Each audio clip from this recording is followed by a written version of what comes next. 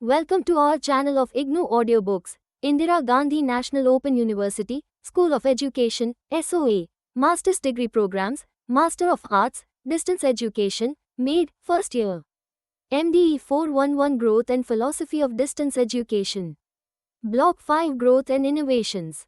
Unit 9, The Problem of Creating a Discipline of Distance Education. John J. Sparks, 1987. Preface. The Problem of Creating a Discipline of Distance Education explained by John J. Sparks was written in the year 1987. The article broadly focuses on the theme of distance education as an academic discipline. The article raises conceptual issues of distance education discipline and explanations. After passing the 3 decades, the debate is still valid with the innovation, creativity and best practices undertaken by the Indian distance education. After going through this article, readers will make an attempt to discuss the issues related to discipline of the distance education. The editor hopefully believes that the debate would lead the issues of professionalism in education in general and distance education in particular. Introduction. Teaching at a distance is a growing activity and has a range of problems and solutions. So there seems to be a prima facie case for thinking of it as an academic discipline in its own right, even though it also can be thought of as merely a part of the discipline of education. It is interesting and significant, however, that many people are reluctant to concede that education itself, as it is in universities today, is a proper discipline, for reasons which might be inferred later in this article, and so the question of what we mean by a discipline immediately arises. But this question is, in any case, at the heart of the topic under discussion, so I will discuss it first. I shall then argue that distance education, though not mature enough yet, could well become a discipline. And so, finally suggest what is yet needed academically if it is to become one. What is a discipline? Obviously, an academic discipline is an area of academic interest, and one that poses sufficient problems to stimulate research, and one that leads to the publication of journals in the subject area. But these on their own are not enough.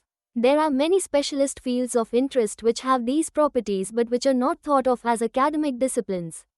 Even appointing a professor in the field of interest does not establish its credentials as a discipline. Since there are many professors who only cover specialist areas within a discipline. Together with other professors, in related specialism, they may cover a field that is regarded as a discipline. A discipline must, of course, start somewhere, and the general acceptance in the academic community of the emergence of a new set of problems is an essential precursor. Appointing a professor in a new field is both an expression of this acceptance and an important step along the road towards the establishment of a new academic discipline. Usually the area covered by such an appointment is a subsection of an already existing discipline, or is concerned with areas of overlap between one discipline and another, such as biotechnology or applied mathematics. They become disciplines in their own right if they grow in various ways, which we must discuss in a moment. Failure to grow in some of these dimensions seems to result in a discipline being thought of as a proper discipline. However, observations like these, even if true, do not represent more than an introduction to the problem of establishing what is meant by the word discipline. There are 3 well-tried ways of establishing the meaning of words, as follows.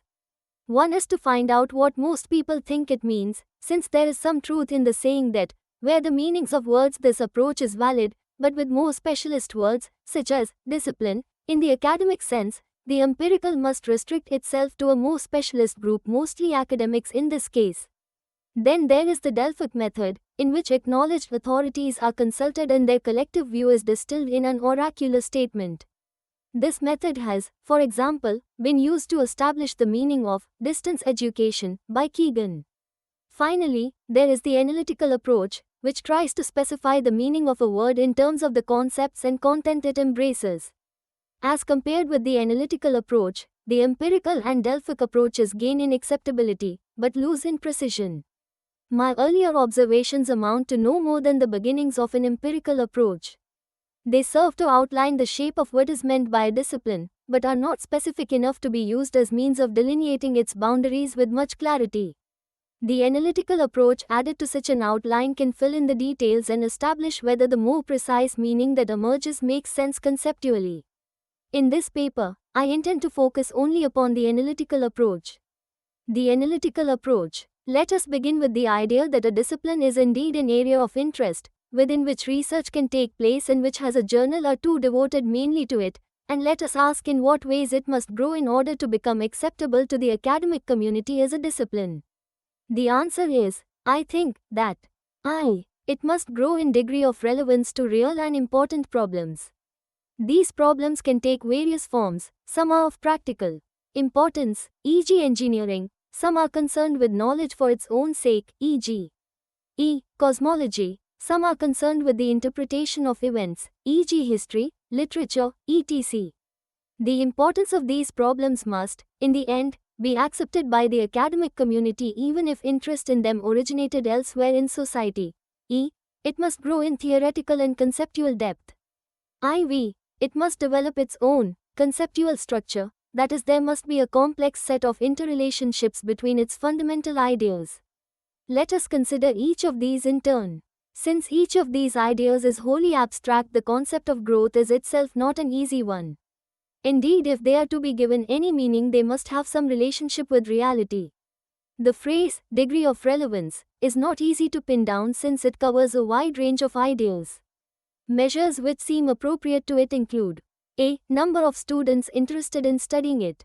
b. Number of other disciplines that apply, use or build upon its theories and data.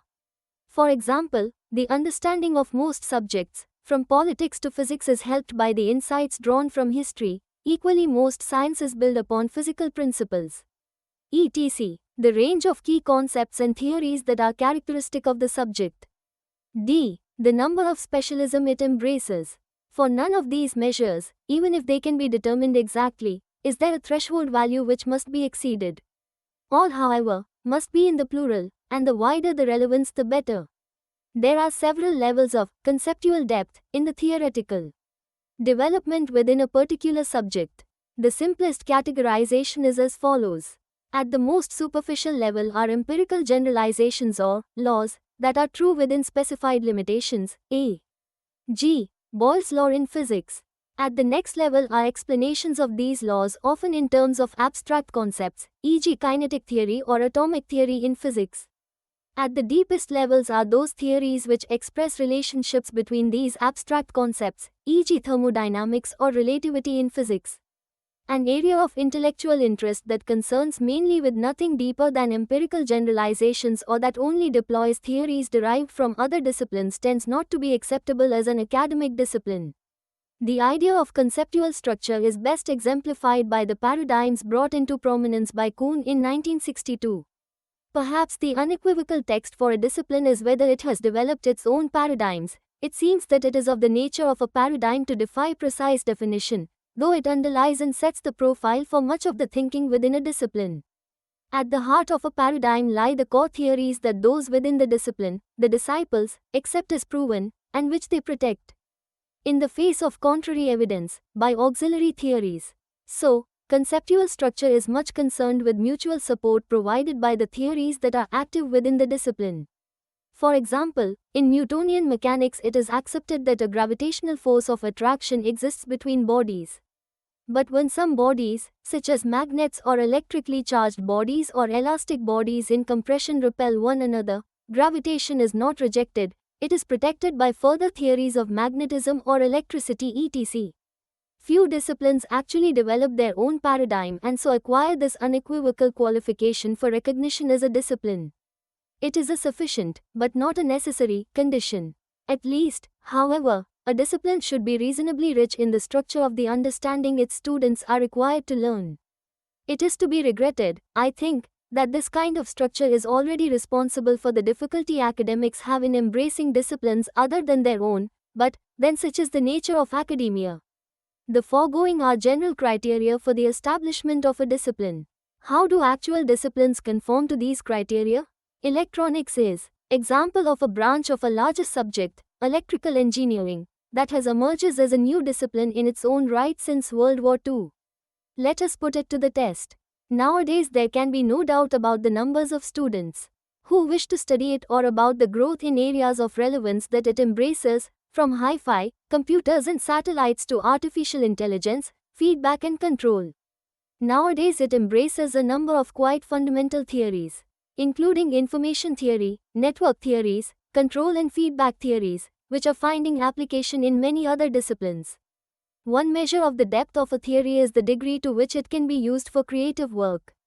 If it leads to the design of activities or artifact which would not otherwise be conceived, then it follows that the theory must apply well beyond the limits of current experience. This is certainly the case in electronics, where the above theories as well as that were needed, of course. Applying theories is not the only way to creative achievement, so the converse argument does not hold. That is, it does not follow that if creative achievements occur, then there must be fundamental theories to underpin them.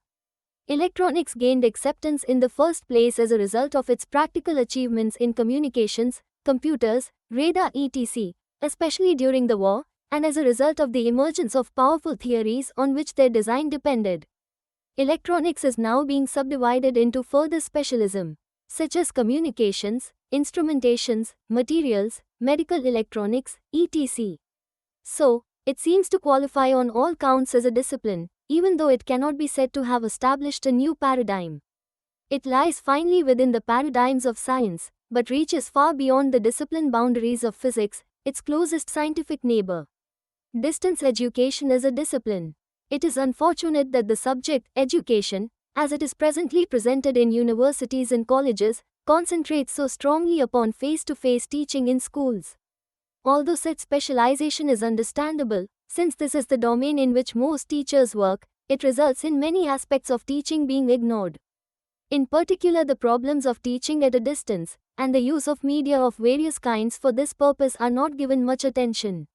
Again, it is unfortunate that most university research in education concentrates so strongly upon studies of existing practice in schools, upon comparative studies of various educational institutions, and upon the social consequences of school education. Theories of learning embraced by the subject of education are derived mainly from the work of educational psychologists working within the face-to-face environment. It turns out, therefore, that the joint activities in the task of teaching at a distance already indicate that successful methods of face-to-face teaching do not readily translate to the distance teaching mode. Two examples illustrate the new problems that arise. 1. In order to grasp new concepts and new ways of looking at complex problems, certain learning strategies are normally necessary. These strategies are not the same as those needed for acquiring knowledge or for acquiring intellectual skills. Concepts are abstract ideas, and their relevance to reality is by no means obvious. In face-to-face education, they are, for example, explained in lectures or classes, discussed in tutorials or informal groups, tested out in laboratories and read about in libraries. But none of these methods is available, except in small measure, to distance teaching students. The richness of presentation of new concepts must be planned so that the strengths of each medium are fully exploited. Printed texts, television, both broadcast and taped, audio-vision, home kits, where appropriate, computer terminals, limited tutorials, for the most difficult ideas, limited student self-help groups, assignments etc., must all be combined, according to their particular strengths and weakness, to provide students with the necessary learning environment. The concepts must be analyzed, placed in the correct contexts, made use of for explanatory or creative purpose, and generally, brought to life by combining several distance teaching methods. Provided they are properly deployed in a well-balanced multimedia system, the kind of rich learning opportunity that can be achieved with much less conscious planning through direct student-teacher interaction can be made available. Such planning, however, requires an understanding of the strengths and weaknesses in relation to different educational aims of each different distance teaching medium. These are the new problems. 2. Television can be used in several different modes. As a means of presenting the visual world to students in a classroom or at home, it is unsurpassed. At their most effective, for this purpose, television programs present only surface or factual knowledge such as natural history for geography or buildings etc. In the form of videotapes played on a VCR, these facts can be reviewed as often as is desirable. Again, well-produced programs, or films, are unequaled, except of course by real events, as means of stirring the emotions. In other words, they are effective in the affective domain, but only, as a rule, on first viewing. However, to teach understanding of new concepts cannot be photographed. Evidently, therefore, some methods must be used to bring to light the concepts which underlie the visual presentations. This can be done either verbally, on the soundtrack, or by visual animation or by analogy. But however it is done, the design of the program depends crucially upon whether it is to be broadcast, and only seen once, or perhaps twice, at a single sitting, or whether it is to be viewed privately on a VCR with as many interruptions and repeats as the student needs. Just as important is the distinction between a TV program which is to be self-explanatory, as in distance teaching, or is to be explained by a teacher in a classroom of pupils. In the later case, the program is more a resource for the teacher to draw upon for discussion. And again, it must be very different in broadcast and videotape cassette format. So again, distance teaching raises new problems from those of face-to-face teaching even when telecommunication media are used. Solutions to these problems, and other similar ones, are being researched at the present time and, although they will have reliance to a wider field than do distance education, the work will primarily is of benefit to this important field. For all these reasons, there is a need for further research and training in distance education within the schools and faculties of education. But for separate disciplines to be established, more insights into the process are needed. Examples of topics about which analyses and theories are needed include 1. A new taxonomy or categorization of educational aims and types of courses, bearing in mind the wide range of courses required by part-time, home-based students. The set of types of educational aim might include the teaching of knowledge, of understanding, or intellectual skills, of manual skills, and of attitudes etc. of Bloom. The set of types of courses might include awareness courses, training courses, updating courses, academic courses, upgrading courses, etc. These different types of courses contain different mixes of the various kinds of educational aims, and must therefore be designed differently. 2. An explication, based not only upon psychological research but also upon distance teaching experience, of the various ways in which people learn and can be taught. It has long been clear that, say, knowledge, deep understanding and skills require 3. Different learning and teaching strategies. It is also well known that, within these strategies, individuals, e.g. convergers and divergers, visualizers and verbalizers, have their own preferred styles of learning. The use of distance teaching methods that are less adaptable than face-to-face ones, and the expanding demands of adult education, are throwing new light on these general problems. 4. An explication of the pedagogic capabilities and limitations of different distance teaching methods. These relate not just to the types of educational aims and types of courses being offered, but also to the subject matter, to their cost in cash and manpower, to their accessibility to students, both physically and psychologically, and to their goals. 5. An extension of feedback theory, as developed in engineering subjects, to the educational field. Properly used, bearing in mind time delays, etc., the theory can be used to design optimum strategies for the reduction of misunderstanding in students. Caused, for example, by errors in course materials, failure to match a course to its target student audience, variations in student ability, etc. 6. Applications of information theory and a better understanding of human information processing in the brain, by means of which it will be possible to distinguish between teaching material that is readily acceptable and that which is difficult to read or hear or see or grasp.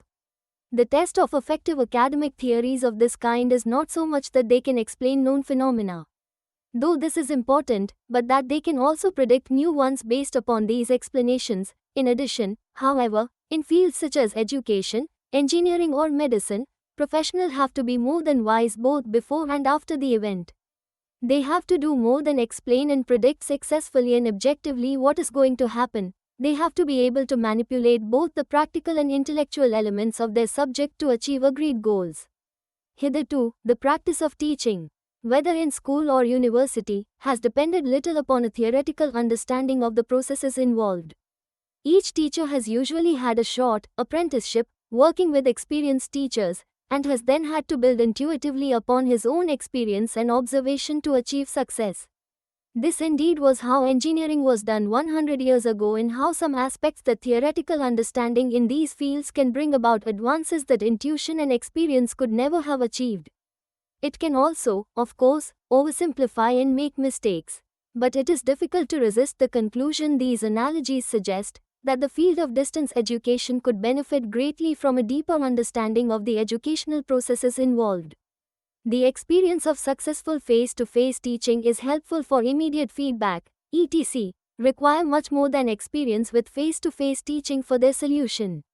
The development of understanding of these problems will establish distance education as a discipline. That the subject of education and learning is more difficult to study than medicine and the human body, and that medicine is more difficult than engineering, does not mean that a deep theoretical study should not be attempted. Quite the contrary. Furthermore, there is a vast audience for whom education should be made available, accessible and understandable. Thus not only is there scope for the establishment of a discipline of distance education, but there is also a need for it. Thank you. See you.